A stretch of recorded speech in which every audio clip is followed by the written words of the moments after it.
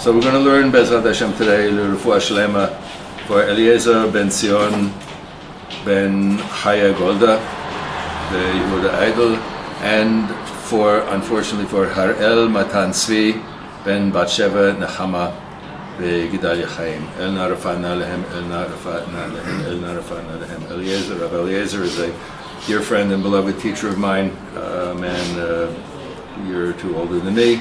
And Harel is the young son, I think he's 5 or 6 years old now, of a former student of mine.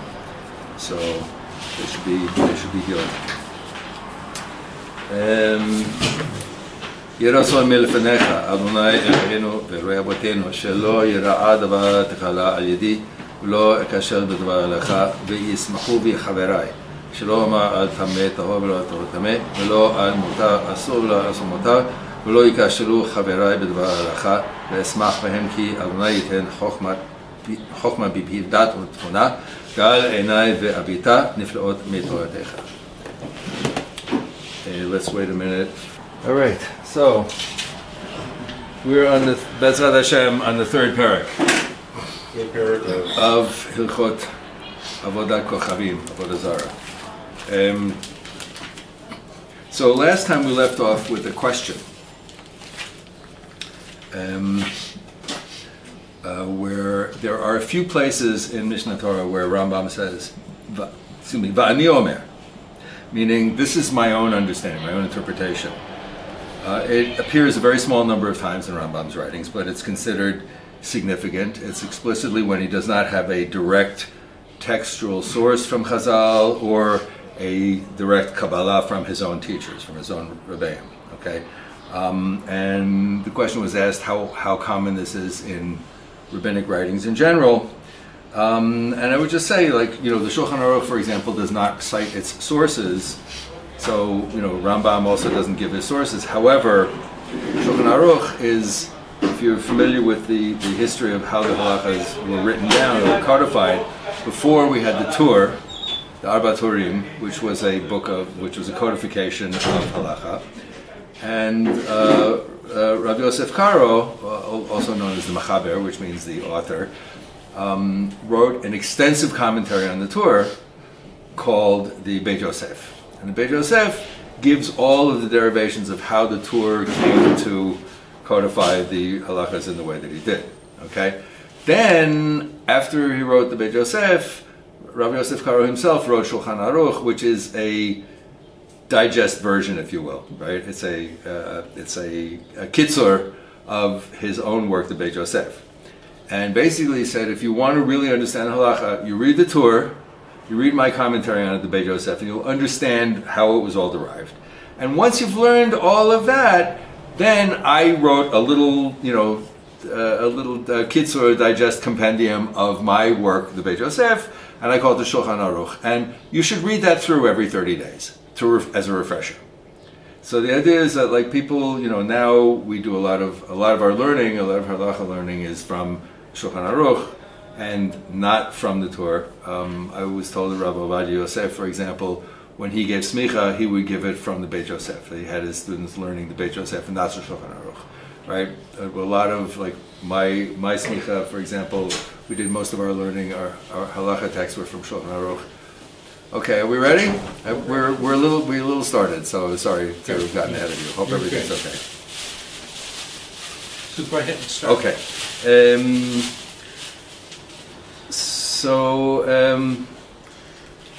And then once in a while there are moments in Rashi which are also very significant, where Rashi kind of sometimes, Rashi doesn't necessarily comment on every single pasuk in Tanakh, but sometimes he will write, I don't know what this means, which is pretty significant. Okay, so like Rashi's commentary generally is because Rashi found something that needs to be explained in a pasuk, and when Rashi says, I don't know what this means, I think it's like it's accepted that Rashi is saying that there's some really challenging concept in this pasuk, and I don't have a Kabbalah, I don't have a tradition that tells me what it means, and I can't figure it out for myself. So it could be that we might say that Rashi is perhaps a little more reliant on his shita is he tries to explain the pshat, the simple meaning of the verses. And of course, it's a pshat according to a certain shita, because if you're familiar, for example, there are many areas in Chumash, for example, where there is a very strong disagreement between Rashi and Ramban, for example, about what the psukim mean. One of the famous examples is Matan Torah itself, right? Yitro. That Rashi. Yitro. Sorry? Yitro. Yes, right. So Matan Torah itself, right, where Rashi kind of brings all these mishnayot that says, that says, that this actually happened before that, and then it happened, that Moshe went up, but the Mishkan was given before, and Ramban says, wait, the Torah tells a story and it tells it in a straight timeline. Why are you arguing with the timeline of the Torah? Anyway, so, but understand also that Rambam, our guy, teaches that one of the purposes of our personal Torah learning is to enable us to have our own insights, to encourage us to think for ourselves, and to have our own chidushim, our own new insights. Okay, so I would say that is perhaps, as we say, kishitato. He is consistent with his own perspective, in that he's offering his own insight, and he tags it. He says, "Vani omer," and this is my insight. So it's kind of like giving us encouragement and perhaps permission, if you will, to think for ourselves. Where are we? Okay, so whoever serves false gods willingly, as a conscious act of defiance. This is very, very important. Willingly, conscious act, defiance. What's the punishment? It's karet. We don't take that person to Beit Din and cut their head off. Not at this point, okay? If witnesses warned him and they were present, then he is stoned to death. Okay? If he served foreign gods inadvertently, he has to bring a korban hatat, a hatat kavu'ah, it's called, a fixed sin offering. So it's required to... Exactly, right, the whole shebang, right? Eidim, chatra'ah, witnesses, and a warning, and the witnesses have to show up in court, and there are different understandings, as we said in the past, about what it means to be a witness. Is it enough to just stand there and say, I saw, I told Fred that if he bowed down to this idol, we would cut his head off, we'd stone him to death, and he went and did it anyway? Or do I have to say to Fred, according to this pasuk, if you do this specific act, you will get this specific punishment? So there's a range, and I think that the tendency is to go towards that more strict interpretation, because Chazal and our understanding of Torah is we don't want to stone people to death. Chalila, we want as much as possible to be merciful, or to err on the side of mercy, because we're humans, we're not God. If God says stone them to death, but God's not talking to us today, okay? What is karet? Karet means, cutting off, okay? So there are different interpretations of the word karet. The Gemara in Moed Katan says that karet means a person who dies before the age of 50. But as we will see, Be'ezrat Hashem, when we come to learning Hilchot Teshuvah, Rambam says that karet means being cut off in this world, and it is not necessarily the sum total of divine retribution. Okay? Karet, according to different understandings of the term, it could mean dying before one's time. It could mean, God forbid, seeing one's own children die in one's lifetime, so that one has no successors, right? And Rambam says that, or will say that, that karet means not only being cut off in this world, but also being denied entry to Olam Haba, to the world to come. Okay. The idolaters, Avodot Habe Kava'u Avodat Kochavim. Many different forms of avodah, of service, of worship, were established by the idol worshippers. They have different services for each particular idol. These services do not necessarily resemble one another. For example, the Baal Peor is one of the foreign gods that's mentioned in the Torah, is served by defecating in front of the statue. You may have heard of this before.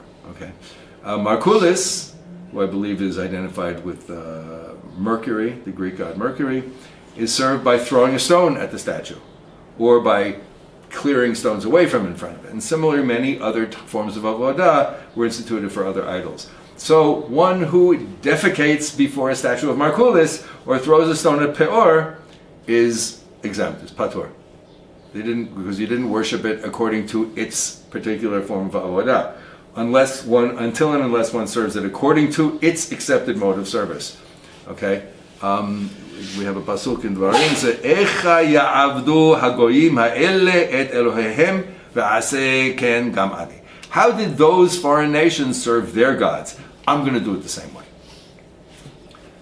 Interesting that in Devarim, God tells us, like, this is what you guys are going to do one day. Okay, and still we don't pay attention, right? As we saw in the parsha this week, right? God says, you do what I tell you, everything will go well. And when you don't do, and when you do the opposite of what I tell you, you're going to have tsuras. And for this reason, the Beit Din must know, okay, the judges in the Sanhedrin, the Beit Din, they have to know the different types of worship that are specified by the idolaters for the different statues, right? Because an idolater, an idolatrous Jew that is stoned to death only when we know that they worship the false god in specifically the mode in which that god is to be worshipped. Okay?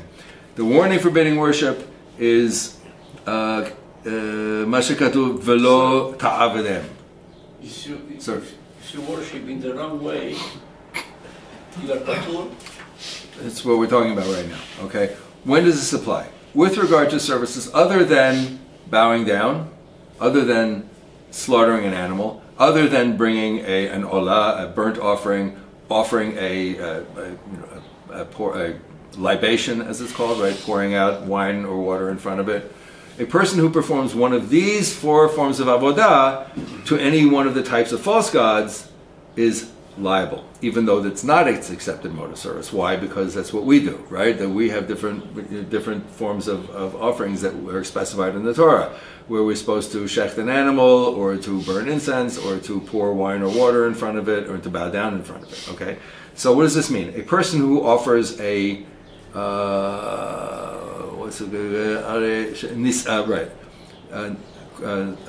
nisicha, a person who pours out wine as an offering in front of the statue of Peor, or who kills an animal to Markulis, is also liable, because we have a pasuk, Zovech le'Elohim yacharem, bilti l'Hashem levado. Right? A person who slaughters an animal to any other god outside of God alone is condemned to death. Okay? Liability for performing the other services can be derived as follows. Slaughter, shechting an animal, was included in the general category of avodat, forbidden to be performed before false gods. And why is that mentioned explicitly? To teach the following: that killing an animal, sacrificing an animal, is distinct as one of the authentic services of the true God.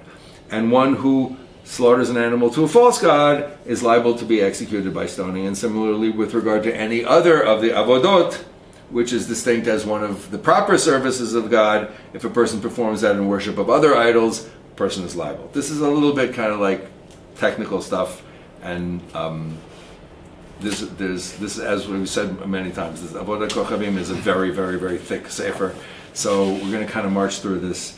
For a similar reason, it says, do not bow down to another god. We have an explicit pasuk, right, that says, Lo tishtachave le'el acher, do not bow down in front of another god, to teach that one is liable for bowing down to another god, even when this is not its accepted mode of service.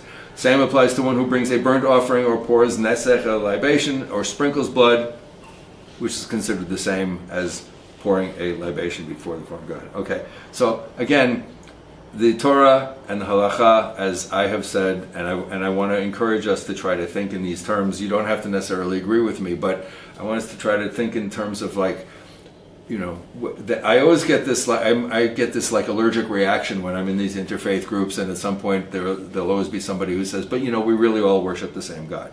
Because the Torah is very explicit that we don't, and I think Rambam is very clear that we don't, And I think I said this last time, but I'll say it again, that, Rambam, at the very end of Mishnah Torah, the next to last paragraph, at the very end of Hilchot Melachim, the laws of kings, he says, Christianity and Islam, really bad stuff. Jesus came into the world and we got slaughtered, and Muhammad came into the world and it was all really bad for us. But how do we don't understand how God operates. And he says explicitly, and he's said explicitly before, Christianity is not a true religion. Islam, he says, is a true religion because it is strictly monotheistic, right? Christianity is like wolf in sheep's clothing because it claims to be monotheistic, but they had this whole Trinitarian thing going on, right? So, aren't there like 500 different forms of Christianity, though? Right. So, yes, but so you got Unitarian Universal. Right. But I don't think there were any Unitarian Universalists at the time. Right. But basically, I think also Rambam, like politically, he lives in the world of Islam, right? And so the Muslims rejected Christianity based on Trinitarianism. And I think, that certainly Rambam would agree with, and we understand why he rejects Trinitarian Christianity. But he also says the ways of God are mysterious, and in as much as they assert, and this is my own understanding, in as much as they assert themselves to be monotheistic, Christians, and in as much as they are explicitly in their dogma monotheistic, Islam, they are like way stations. They are encouraging people towards the worship of the one true God. But I think Rambam would say that they do not worship the same God that we do. That when they behave in a way that's consistent with the Torah values, then they're doing the right thing. But it's not clear to me that he believes that they actually are trying to reach the same God as the God of the Torah. It's not clear to me that, Anyway. What would you suppose? What do I suppose Rambam's thinking is? My understanding is he says Christianity and Islam, they've created a lot of problems for us, but I mean, but they're moving in the right direction. Christianity accepts Tanakh as the precursor. Islam doesn't really, right? So they wouldn't be praying to the same God. It's not clear to me that I would not be surprised if Rambam said no, they're not actually praying to the same God, but it doesn't prevent them from sometimes praying or serving, quote unquote, in the right way, right? So when they have a prohibition against murder, Rambam would say, yeah, well that part they got right. If they have a quote unquote mitzvah within their religion to give charity, which is one of the basic pillars of Islam, and also is a fundamental value of Christianity, so Rambam would say yes, they got that right. Okay, so my understanding is, let's go to another step, right? I'm pretty clear that all Jews we don't have the same understanding of God, right? We all have different, our own different relationship and our own different derech, right? But we're working from the same text, okay? They're not even working from the same text. To the extent that Christians accept Tanakh, they accept it as like the foundation, but they say, God took it away from you and gave it to us. Well, Rambam would say, we don't agree with that. And in terms of Islam, I mean, I would say I'm not such a great scholar of Islam. I'm not an expert on it, but there's a very clear philosophical strain in Islam that says that Christians are just basically ignorant and Jews are dishonest. That Christians got the word from God, but they didn't really understand it, and so they're kind of, whatever. And we got the word from God and we reinterpreted it, we kind of perverted it, and we changed the text to suit our own needs. Okay? So to the extent that Islam believes that we falsified the text, it's hard to say that, we're on the same page, right? And I don't know how prevalent that mode of thought was in Rambam's time, but it's been around for a long time. And I don't know, like, percentage-wise, how many Muslims today in the world believe that Jews are fundamentally dishonest, or that Judaism is fundamentally a perversion of the Word of God. I don't know. But that's what that's their basis. That we distorted the written Torah. It's not correct that we twisted it around. It's my understanding. It's my understanding of the first surah in the Quran where it says that you are not. That we serve you right, lead us in the path of those who serve you properly, not the ones who were led astray or the ones who lead others astray. Right. The ones who were led astray are the Christians. The one who lead others astray is us. Right. So they say that every day. Right. In their There's no dispute about that. So, well, anyway, weiter. Okay. If one pours out feces or pours urine from a chamber pot before the statue, one is liable. If one slaughters a locust in front of it, one is exempt, unless that's the mode of service of that deity. Similarly, if one slaughters an animal lacking a limb, one's exempt unless it's the manner of service. So in other words, it's like all of the things that we do that look like the avodah that we do to HaKadosh Baruch Hu, that we do it in front of an idol, we get punished for it. And why chamber pot?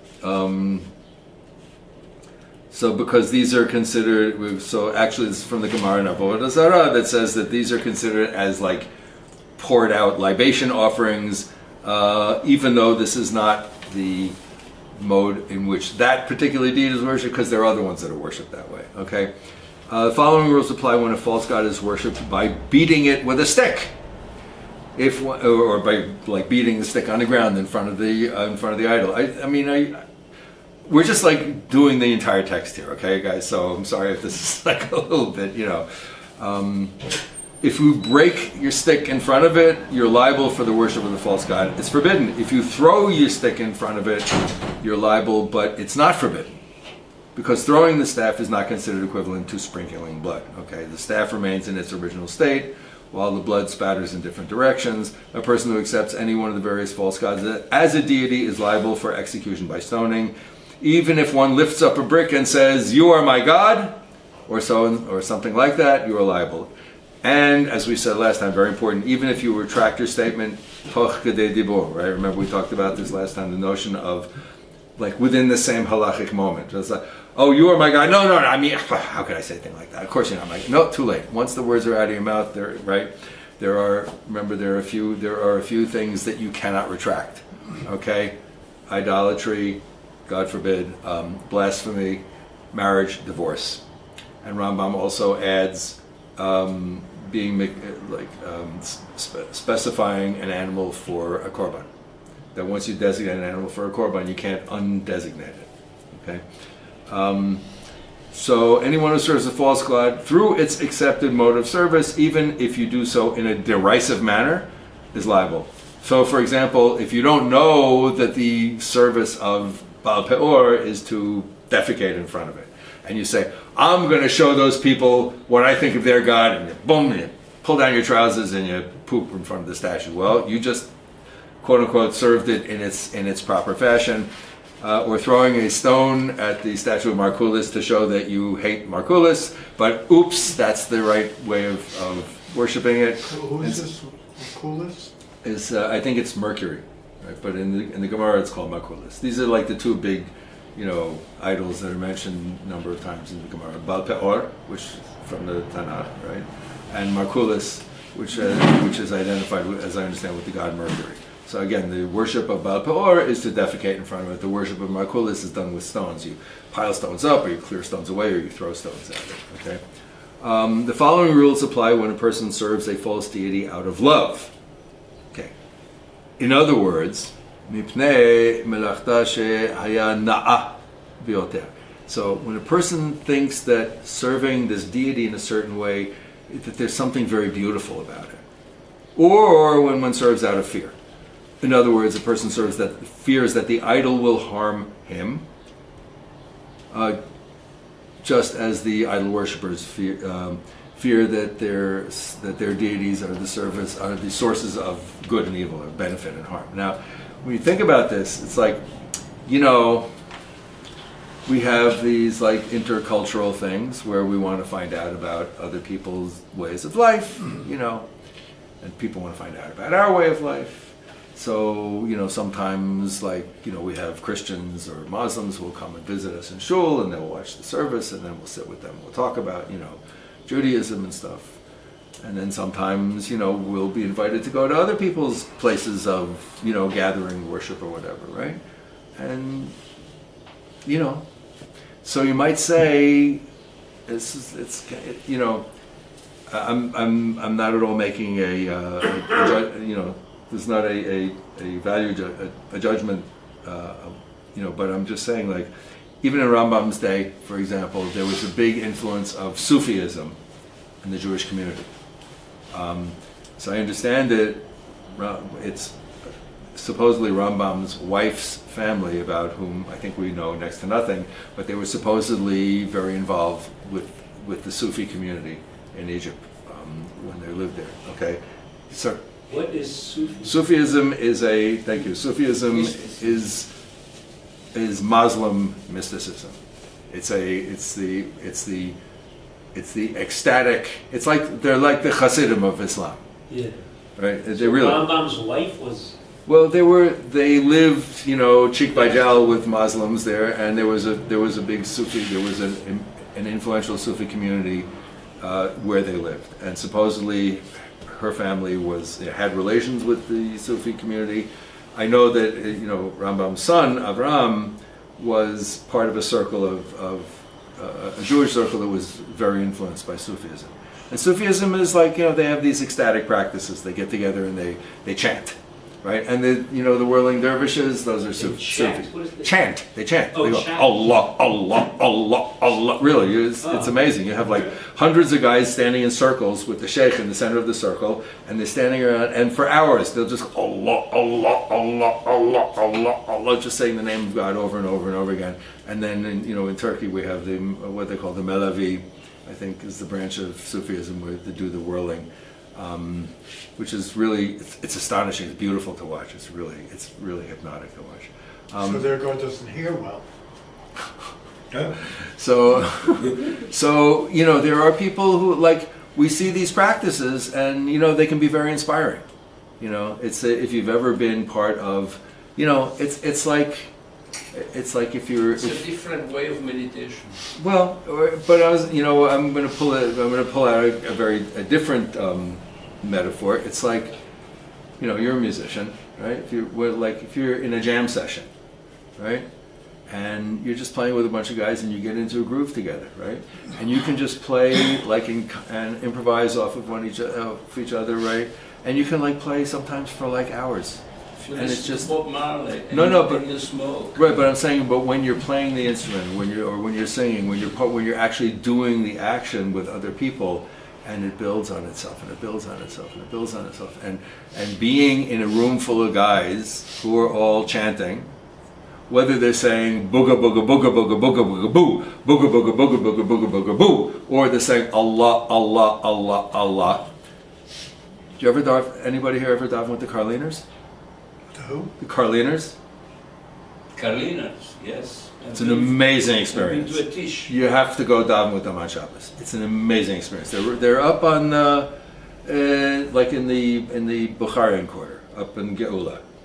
It's an amazing experience. What do the Carliners do? They scream. They scream.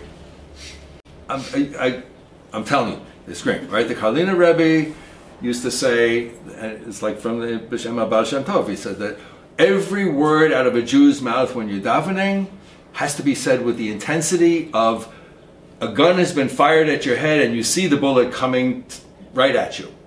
And every single word out of a Jew's mouth should be said with that intensity. And you go and you daven with them, and I'm telling you, you have to do it.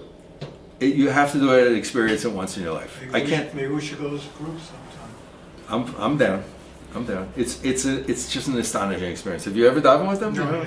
You have? I've been to a tish Friday evening. Okay, but you go in the davening Shabbos morning, and so it's a very common Hasidic practice in general. And on Shabbat morning, everybody basically says Psukkah de Zimmer at their own pace, right?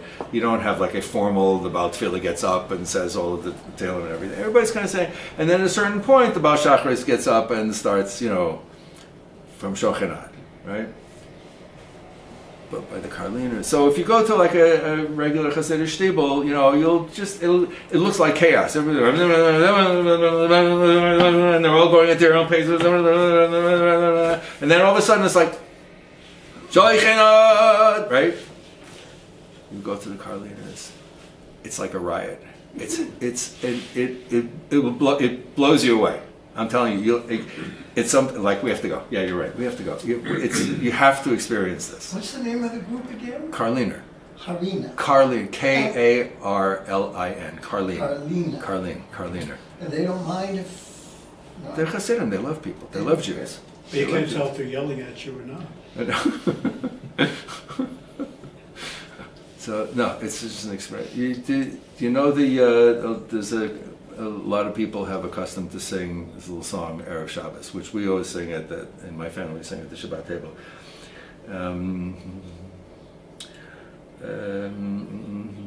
Mikolot Mayim Rabim Adirim. You've heard this, right? Anybody? Adirim Mishpereyam Adir Bamarom Hashem Oy Shabbat Shabbat Oy Shabbat Shabbat Shabbat Hayom Lashem Shabbat Hayom Hashem. So it was originally written by the Karliner Rebbe in Yiddish. As ich wollte gehad koyach, ich wollte geschriegen auf der Gas, ich wollte geschriegen auf Shabbos, Shabbos Hayoim Lashem. And the brother of the Piatzashna Rebbe, the Esh Kodesh you've heard of, right? His brother managed to get to Palestine before the war. And he was known as the Rebbe of the Chalutzim. He would like ride around the fields with his hat and his tzitzis out and everything, right? And he worked with the Chiloni, with the Chalutzim, and he was like totally into it. And he translated that Yiddish text into Hebrew. So those of us who sing it in Hebrew, right? It's so that nigun is from the Karliner Chasidim. I don't know why I told that story, but anyway. But you have to go down with the Karliners. It's just it's an astonishing experience. And so you came there from the Vish. Sorry? You came there from the Vish, the mystic to the soup from the right. soup. Well, because what I'm saying is that when you get into a room full of people where there's a wave that's building, everybody's doing the same thing and they're doing it together, and it carries you, right? So you go down with the Karliners. I'll be very surprised. Like the first time I went davening with them, like in 5 minutes, they're screaming, all standing all around me and screaming, and I'm saying to myself, "Oh my God, what did I get myself into?" But within another 10 minutes, I was like, "You're carried along by this wave." It's an astonishing experience. Okay, but you can get carried along by a wave of 400 guys standing in a room going Allah, Allah, Allah, Allah. And it's very easy to get carried away when there's a whole bunch of people doing something with great enthusiasm, right? You haven't the same with Karl Bach and. In Achinami, right? Exactly. So my point is that when we say you serve a false deity out of love because its service is very attractive, this is like very real. Okay, it's very real. You walk into a room full of people who are singing and dancing, you get the spirit, right? You go to a revival Baptist church and they're singing and dancing, right? You say, "Whoa, hallelujah, brothers!" And you want to get up and sing and dance, right? I got the spirit, I got the spirit, I got the right. So that's all very closely related to the power of music. Oh yeah. Yeah. Because music is Oh, yeah. intensely powerful. It is. You go to a wedding, Yep. and the music starts off nice and slow, and gets a little louder, until it's up to close to 120 dB. Music. And your ears are bleeding, but you're dancing and right in front of the speakers. Oh, but beyond that, I mean, I've been in the American military. Well, I'm wearing The your military uses music. It's very, very powerful Yep. stuff. Music is written in octaves. Shmona, the Alaf. Right. Sir. So what's so admirable about this? Like to take an extreme example, that guy Jim Jones, Yeah. with this cult, in South America, they all committed suicide. Yeah. He was whipping them up also. I Yeah. imagine. All of them. Yeah. So, or you go to a rock and roll concert, right? You watch these idiots, right? They whip themselves up into a frenzy also, right? Same thing. It's a tool that can be used for both good and evil. Watch before you drink the Kool-Aid, though. Right, Anything exactly. else in the Check the hechsher. It's very Bring your own powerful. bottle. It's in the hands of people. I'll have the People fruit are cup. perfect. Yeah. Sometimes they do it right there with it, sometimes it's wrong. Right. So yes, it's an excellent point, right? So music, rhythm, right? I mean, rhythm just gets us going. Rhythm gets us. It's interesting, by the way. Okay. There are certain cultures where that attract tourists. Okay. There are like certain local religious or cultural rituals, like where there's a, I can't remember where it was, there's a community in Latin America, I think it's in Central America somewhere, where they have this ritual of fire walking. And people come from all over to watch it, okay? Or people will go, for example, the Dalai Lama will come to America and he'll do a talk, you know, in a theater somewhere, whatever, and there'll be all these monks sitting around him, and he'll be up there talking. And with that, what's up, Rabbi? And I'm talking about not even with a specific rhythm. It's not where there's even music going on, right? And people who are not Christian evangelical firewalkers or whatever they are, or people who are not Tibetan Buddhists, right? They will come and they will sit and they will watch. And what happens in the audience around these events, and these are people who don't know each other, right? These are like, you have 600 people in a theater on Broadway in Manhattan, you know, watching the Dalai Lama, right? Or you have, you know, 200, 300 tourists standing around watching these firewalkers in Central America. The people who are watching, their heartbeats synchronize. Wow. Okay? That when you go to a lecture, the more interesting the speaker is and the more the audience is drawn to the speaker, you will see like whole sections of the audience at the same time will go like this. Whole sections of the audience at the same time will cross one leg over the other. Okay? So people are drawn together in ways that we're not aware of. And it's not even necessarily to do with music and rhythm. But when you add music and rhythm into the mix, you're sucked in like that. Okay? So when Rambam says, you know, you worship an image because the service is very attractive to you, he's talking about something very emistic. Okay? This is human nature, that we get sucked in to, and you get the rhythm, and you're going, and you're there. Okay? The Grateful Dead's an example. Grateful Dead is a great example, right? My wife is a big Deadhead. I've been to, you know, went to a couple of concerts with her, and yeah, but you know, Grateful Dead, nobody was saying that they were gonna, you know,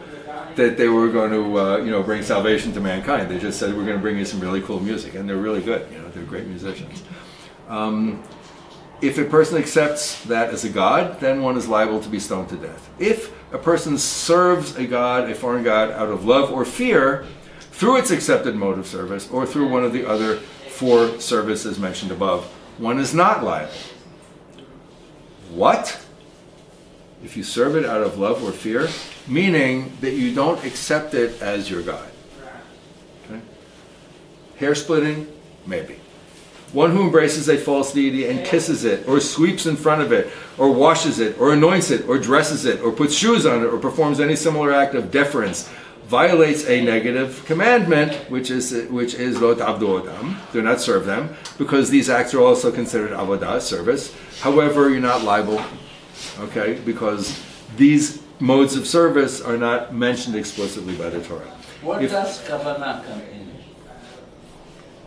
He just said, if you serve an idol out of fear, you're not liable. Meaning you don't accept it as your God. Right? So he's going to say, for example, a goy said, out of anything, just well, there is, it's, you know, it's a little complex, because there's also what lawyers call strict liability, which is the very next siman, right? If one of the above services was considered the accepted mode of worship of a particular deity, and a person did perform this service as an act of worship, then they get stoned to death. Okay, so it's a very we're like really splitting hairs here, right? If you say, "Oh, I'm so carried away, I love it," I go in the room and these guys are going, "Allah, Allah, Allah, Allah," and it really gets me going. I don't believe in the God or anything, but it's just like I love the experience, right? not good, you shouldn't be doing it, but Rambam seems to be saying that you don't get punished for it, okay? It's usher, but as we said like last time, right, the classic example from the Gemara is, right, we're not allowed to eat meat and dairy, but the minimum shi'ur, the minimum amount to be halachically considered eating is a kazayit. So the question comes up in the Gemara, what if I eat only half a kazayit of meat and dairy, of meat cooked in milk? Well, it's asur min Torah, but you don't get punished, right? You only get punished when you do something that has halachic shi'ur, halachic measure to it, okay? Excuse me, just because you mentioned the betzah, the measure, how come that the measure of betzah changes the evening of Pesach and during the year?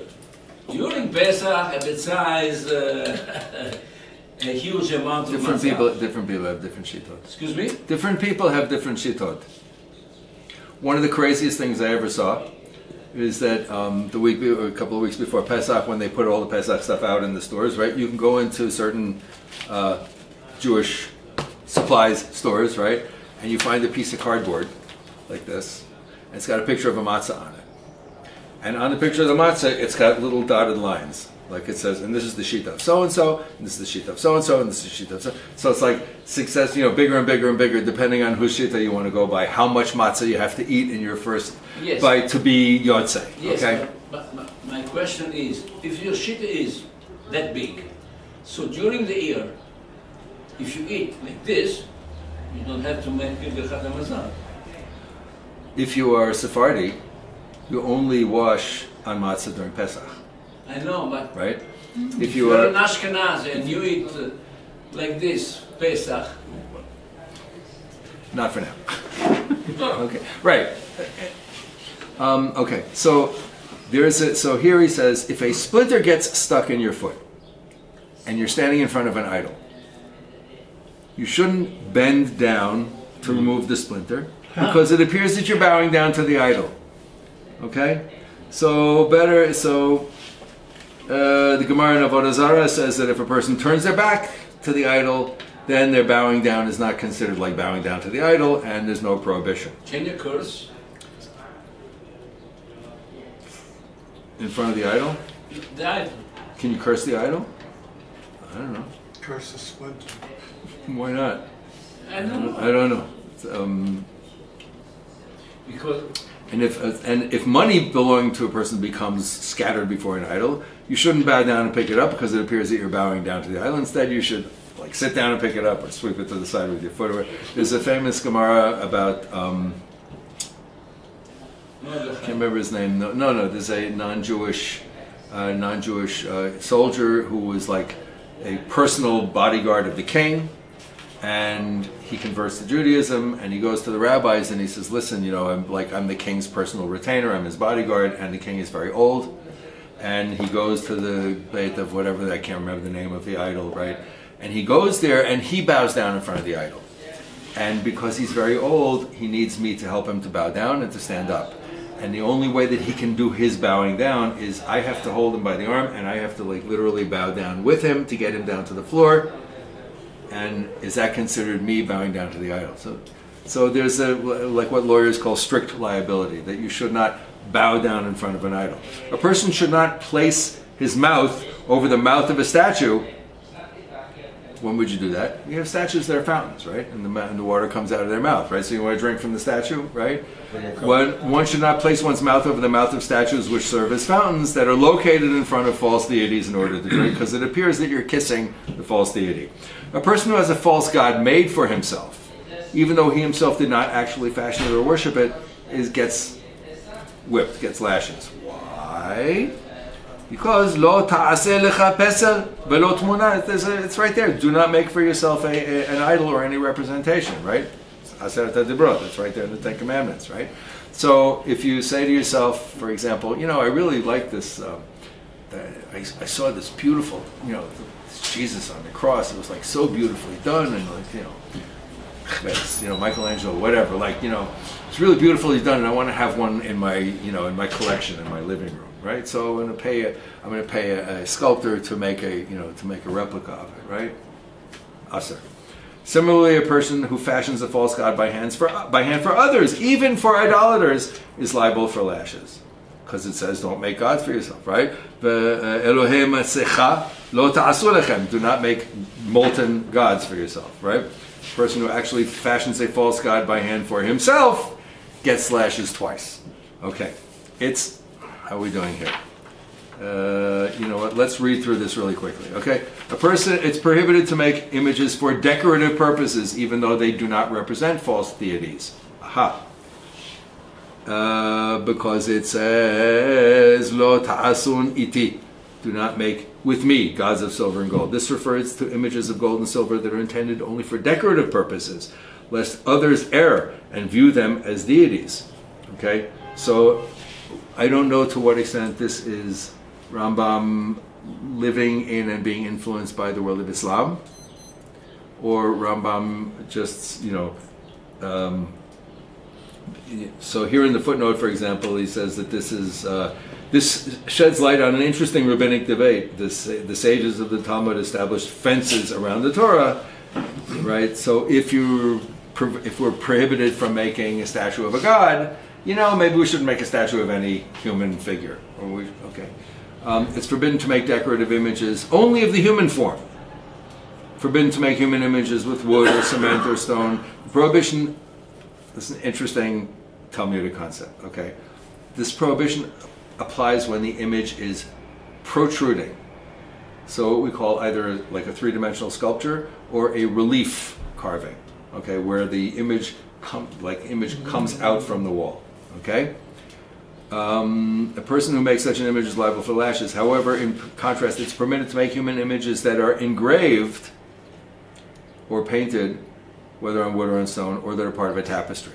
So you're allowed to make it, like if you carve something into the wall, if it's incised into the wall, that's permitted. If it protrudes from the wall, that's prohibited. And a painting is okay. And a painting is okay. The following rules apply regarding a signet ring, which bears a human image. Okay, so people used to have like a stamp, right? They're my personal stamp, right? Or in China they have your chop, which is like a little stone thing with your particular personal insignia engraved on it, and right, you use it to stamp everything, right? A signet ring which bears a human image. If the image is protruding, it is forbidden to wear it, but it's permitted to use it as a seal. If the image is an impression, it is also permitted to wear it, but is prohibited to use it as a seal, because it will create an image which protrudes. You with me?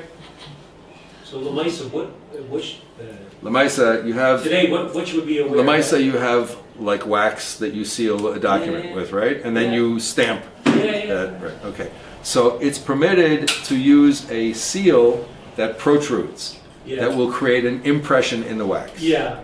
But not to wear it as decoration, because you're wearing a protruding image.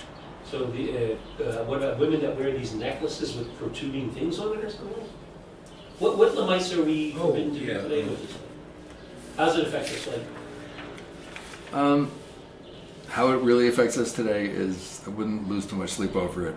But the Gemara goes into great extent. No, there's extensive passages in the Gemara about it, that the explicit prohibition is against making or using or wearing an image that protrudes. So if you have a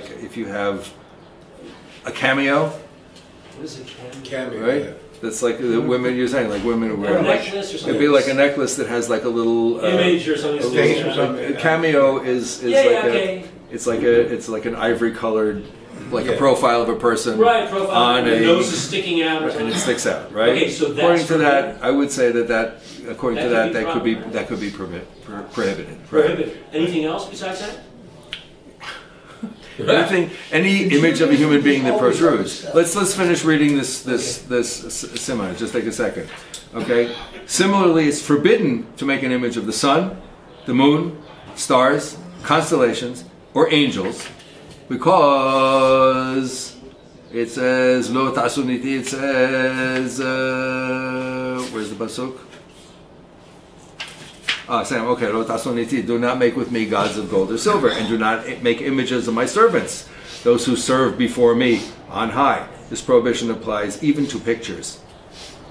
the images of animals and other living beings with the exception of human beings, and similarly the image of trees, grass, and the like may be fashioned. This applies even to images which protrude. Okay, so where are we?